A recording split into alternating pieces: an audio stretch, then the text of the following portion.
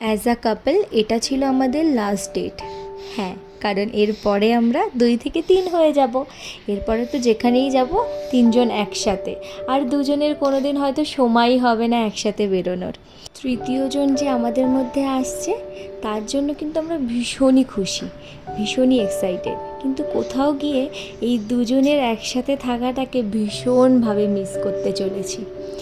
তাই আমরা আজকে ভাবলাম একটুখানি সময় কাটিয়ে নিই দুজনে একসাথে, দিনটাকে একটু মেমোরেবল করে তুলি। গেছিলাম সিনেমা দেখতে, তারপরে লাঞ্চ করলাম, একটু শপিংও করলাম।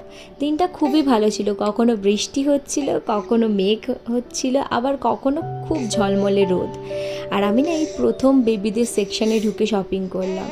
কি সুন্দর যে লাগছিল না, প্রথমবার মা হওয়ার অনুভূতিটাই আলাদা। বাড়ি এসে বেবির পাপা আবার বেবিকে সব গল্প শোনাচ্ছিল আজকে আমরা কি কি করেছিলাম।